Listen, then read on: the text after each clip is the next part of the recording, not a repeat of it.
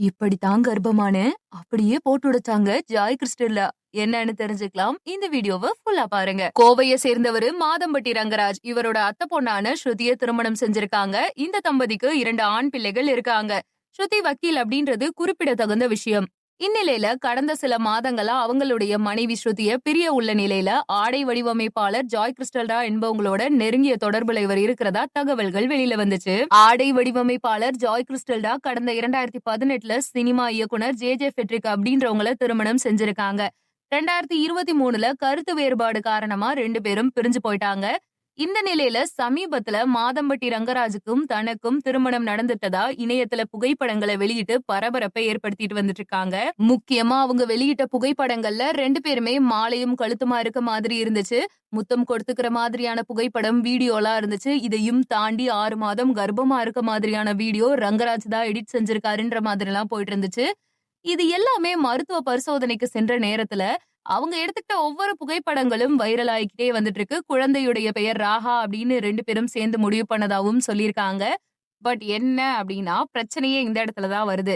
ஏன்னா மாதம்பட்டி ரங்கராஜ் எந்த இடத்துலயுமே இதை பத்தின எந்த விதமான மன்னிப்பும் கேட்கல, டிவோர்ஸ்க்கு அப்ளை பண்ணல. தன்னுடைய மனைவி ஸ்ருதி அவங்களோட வெளியில எல்லாம் போயிட்டு வந்துட்டு இருக்காரு. இது என்ன வித்தியாசமா போயிட்டு இருக்கு? அவர் தரப்புல அவர் எதுவுமே சொல்லாம சைலண்டா இருக்காரு. 2 மனைவிகளையுமே இவர் ஒன்னா வச்சிருக்க மாதிரி தெரியுது.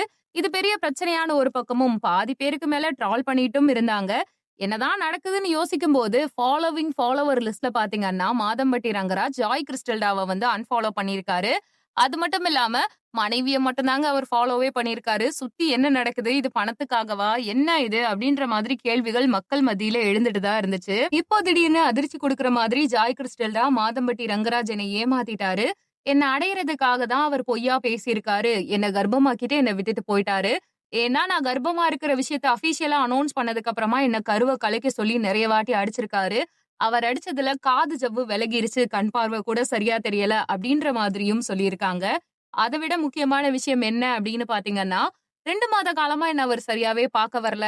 கேட்டா அவருடைய நெருங்கிய வட்டங்கள் அவரை பார்க்க விடுறதா இல்லன்னு சொன்னாரு. இப்போ நேர்ல பார்க்கும்போது எனக்கு பயமா இருக்கு. அவர் என் கூட சேர்ந்து வாழணும், நான் அவருடைய மனைவி அப்படின்னு சொல்றாங்க.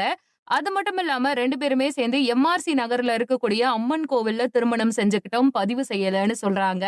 இந்த மாதிரி அவங்களுடைய குற்றச்சாட்டுகள்லாம் இருக்க, வெளியில் இருக்கக்கூடிய நபர்கள் 2 விதமான விமர்சனங்களை கொடுத்துட்டு இருக்காங்க. நல்ல குடும்பத்துக்கு இடையில நீங்க ஏன் போயிட்டு பிரிச்சிங்கன்ற மாதிரியும், மாதம்பட்டி ரங்கராஜ் தன்னைத்தானே பெரிய ஆள்னு காட்டிக்கிட்டு இப்படி இவங்களை ஏமாத்திட்டாங்க அப்படின்னும், இன்னொரு பக்கம் பாத்தீங்கன்னா குழந்தைய இந்த டிராமாக்கள் எல்லாம் வர மாதிரி ட்ரம்ப் கார்டை யூஸ் பண்றாங்கன்னும், பணக்காரங்களே இப்படிதான்னும் நிறைய விமர்சனங்கள் வந்துகிட்டே இருக்கு. உங்களுடைய கருத்து என்னன்றதை கமெண்ட் பண்ணுங்க. நம்ம சேனலை லைக் பண்ணுங்க, ஷேர் பண்ணுங்க, சப்ஸ்கிரைப் பண்ணுங்க, பெல் ஐகானை கிளிக் பண்ணி வச்சுக்கோங்க.